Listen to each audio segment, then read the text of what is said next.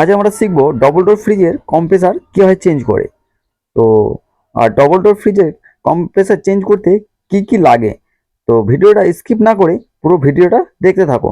দেখো, আমরা নিয়ে নিচ্ছি একটা ডবল ডোরের কম্প্রেসার প্রায় 53। তো চলো এই কম্প্রেসারটাকে এখন ফিটিং করা যাক। তো কম্প্রেসারটা আমরা খুব সুন্দরভাবে বসিয়ে দিলাম, এবং বসিয়ে দেওয়ার পর যে কম্প্রেসারের নাটগুলো আছে সেই নাটগুলো খুব সুন্দরভাবে টাইট করে দিলাম। টাইট করে দেওয়ার পর যে কন্ডেন্সার লাইনটা আছে সেই কন্ডেন্সার লাইনটা ডিসচার্জের সঙ্গে ওয়েল্ডিং করে দিলাম, এবং ওয়েল্ডিং করে দেওয়ার পর ফ্রিজটাকে চালিয়ে নিলাম, এবং চালিয়ে নিয়ে যে ফ্রিজটার যে ফ্লাশিং বলে সেই ফ্লাশিংটা খুব সুন্দরভাবে আমরা করে নেব, এবং তারপরে যে আমাদের ডায়ারটা আছে সেই ডায়ারটা খুব সুন্দরভাবে ঝাল করে দেবো।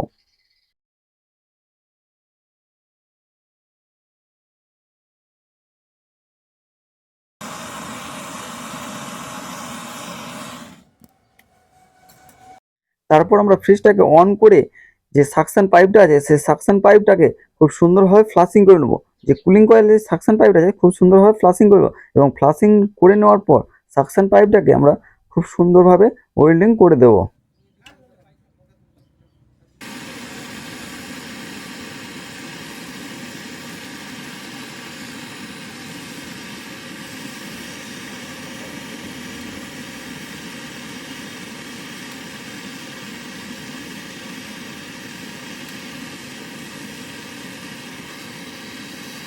তারপরে আমরা একটা পিন ভালভও লাগিয়ে নিলাম।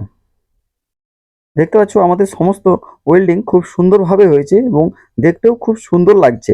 তো আমাদের ওয়েল্ডিংয়ে কোনো লিকেজ হওয়ার সম্ভাবনা থাকবে না। চলো, তারপর যে কাজটা আছে সেটা হচ্ছে আমাদের ভ্যাকাম। দেখো, ভ্যাকাম আমাদের রেডি করে নিয়েছি, এবং ভ্যাকাম পাম্প আমাদের স্টার্টও হয়ে গেছে। তো আমাদের ভ্যাকামটা ম্যাক্সিমাম 20 থেকে 25 মিনিট করতে হবে। তো চলো, ভ্যাকাম হওয়ার পর দেখা হচ্ছে আবার।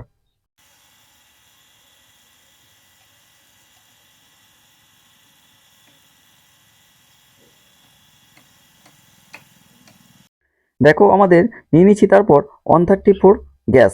তো চলো 134 গ্যাসটাকে চার্জ করা যায়, আর কীভাবে গ্যাস চার্জ করি সেটা দেখতে থাকো। আর চ্যানেলে নতুন হয়ে থাকলে অবশ্যই চ্যানেলটিকে সাবস্ক্রাইব করে পাশে থেকো।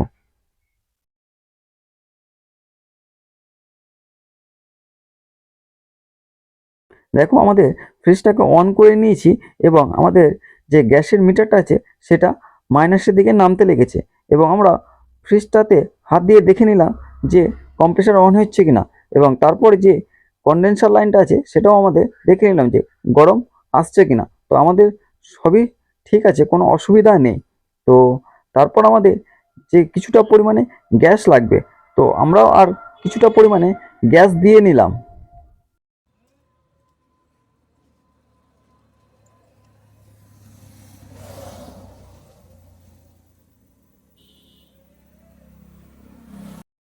দেখতে পাচ্ছ আমাদের গ্যাস চার্জ পুরো কমপ্লিট হয়ে গেছে। আমাদের এখন ব্যাক প্রেশার আছে 8-9, আর আমাদের অ্যাম্পিয়ার নিচ্ছে 0.4। আমাদের কোনো অসুবিধাই নেই, প্রায় আমাদের কাজ পুরো কমপ্লিট হয়ে গেছে। তাই আমরা পিন ভালভ থেকে গ্যাস চার্জের পাইপটা খসিয়ে নিচ্ছি। তারপর আমরা যে টুপিটা আছে সেই টুপিটা লাগিয়ে দেবো। আর ভিডিওটা ভালো লাগলে অবশ্যই লাইক, কমেন্ট, শেয়ার করবে, আর বুঝতে কোনো অসুবিধা হলে অবশ্যই কমেন্ট করে জানাবে।